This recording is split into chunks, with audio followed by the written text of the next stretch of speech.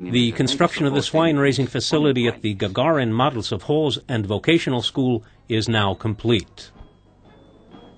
The extensive use of mineral fertilizers became less and less effective. Animal dung was simply discarded. Large hog waste lagoons polluted the landscape. Estonia had been turned into a backwater of Soviet agriculture.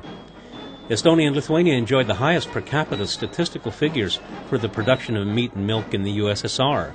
The milk and meat that were produced with imported animal feed was then transported out of Estonia for consumption by others. The only things that were left to Estonia were the waste and the squealing of the pigs, so to speak. Moscow decided how much Estonia had to contribute. Local economic bosses kept asking for more feed grain, but the deliveries decreased instead of increasing. Back then, production quotas were what caused us the biggest problems. These were commands that came from above, and I guess the departments of the ministries weren't up to the task of getting these norms reduced. The quotas for milk and milk products, meaning butter and cheese, and also meat, these were so high that we really sent them a lot. Take the large swine-raising facility here with 50,000 pigs. There was a period that lasted 2 or 3 years where none of the production was left for us. Only the workers at the plant were able to buy pork. The rest was all transported out of Estonia.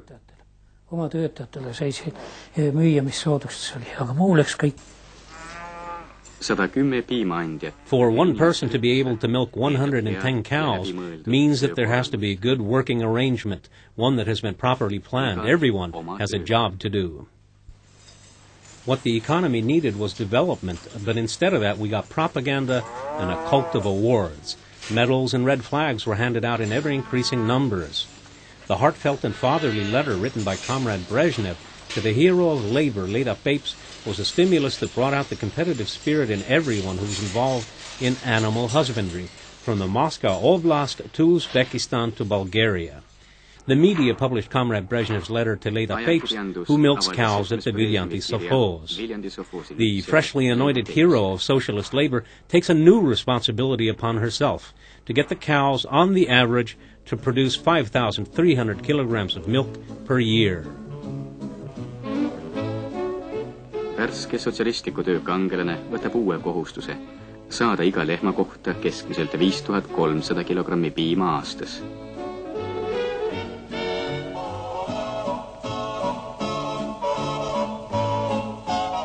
There weren't enough goods available to provide for people living in the countryside. By the mid-70s, foodstuffs began to fall into short supply in Estonia, which was in keeping with the general tendency toward shortages in the Soviet economy. This trend kept getting worse. The demands that the consumers place upon the service sector continue to rise on an ongoing basis. The ability to remain aware of these expectations in an objective and prompt manner works to the benefit of a propagandist, particularly if he or she is also the head of an enterprise.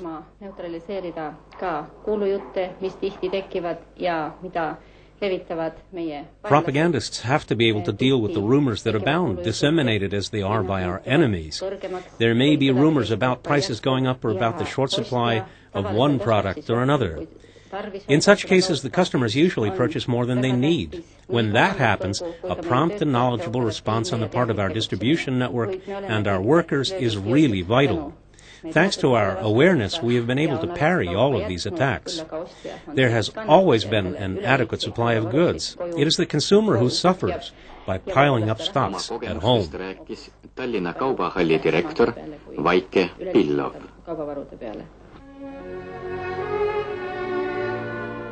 Ivan Kevin, who remained at the helm of the party for 28 years, managed to skillfully navigate the corridors of Moscow and the intrigues of Tallinn.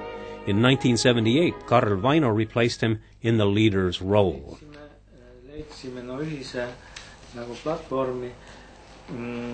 Now we found a joint platform, one that enabled us in Estonia to begin undermining the foundations of the Soviet Union.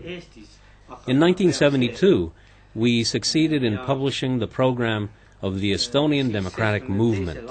That was our second move. The first move was the memorandum addressed to the UN. That was the one single best-known step taken by the Democrats. The memorandum was intended as a cry of despair, something intended to draw attention to the unfortunate status of Estonia. A former member of the League of Nations had fallen prey to an aggressor. It was a debt of honor incumbent upon the UN, as the successor to the League of Nations, to help undo this injustice.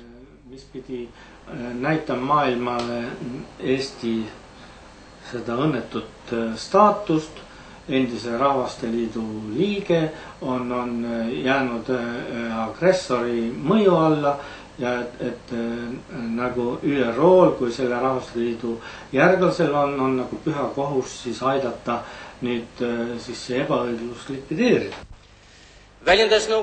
Expressing the will of the people of Soviet Estonia and carrying out the task the people have assigned, the Supreme Soviet of the Estonian SSR prepares to adopt the new constitution of the Estonian Soviet Socialist Republic. We all witnessed how much work went into the discussion of the bill. It was a discussion of important issues that really matter. During the course of the work, some people's deputies made proposals on how to improve the draft. The lead committee recommends that these be incorporated into the wording of the bill. This provides us with the opportunity to improve the draft constitution for the Republic. See annab võimaluse parandada vabariigi konstitutsiooni projekti. Redaktsioonikomisjoni istungist tegi kokkuvõtte Secretary of the Central Committee of the ECP and the People's Deputy Vaino Väljas summarized the work of the session of the lead committee. After that, with Chairman Johannes Lott holding the gavel, the Supreme Soviet proceeded to adopt the new constitution of the Estonian SSR. Who of the People's Deputies is for the adoption of the constitution of the Estonian SSR? Please vote. Thank you. Who is opposed? No one. Any abstentions? None. Comrade deputies, the Supreme Soviet of the Estonian SSR has unanimously adopted the Constitution of the Estonian Soviet Socialist Republic. The new Constitution of the Estonian SSR was a replica of the new Constitution of the USSR. It was the sovereignty of the USSR that was preeminent throughout the territory of the Soviet Union. Union laws were paramount. Nowhere was there a reference to the language of state. The 1980 Olympic Games took place in Moscow. Since the USSR was conducting an imperialistic war in Afghanistan, the democratic nations conducted a boycott and arranged an alternative set of games in Atlanta. The leaders of the Estonian SSR, concerned about the image of their puppet state, managed to have Tallinn picked as the site for the sailing regatta of the Olympics. Along with the regatta came additional state funding for the construction of Olympic facilities. The Pirita Sailing Center, the Olympia Hotel, the television tower, and the new airport were all built at the same time, as well as the V.I. Lenin Arena. The arena was recently picked as one of the 5 ugliest structures of Tallinn. The sailing regatta didn't attract much international attention, nor did it turn out to be a bridge to the world or a window on the world. Opportunities to associate with relatives from abroad turned out to be a better window on the world, along with tourists from other countries, and a similar function was served above all by Finnish television. The party fought heatedly against the enormously damaging influence of the latter, although a direct ban on watching Finnish TV was never imposed. The organs of state security, the KGB, began to seem much less horrifying to outwardly loyal men and women in the street than they had been 30 or 40 years before. The majority of their attention was now turned to active opponents of the regime, the dissidents.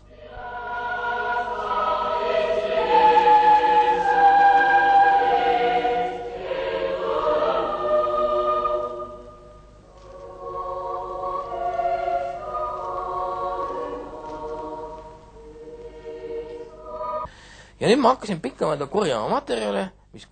the course of time, I began to gather materials that might turn out to be useful.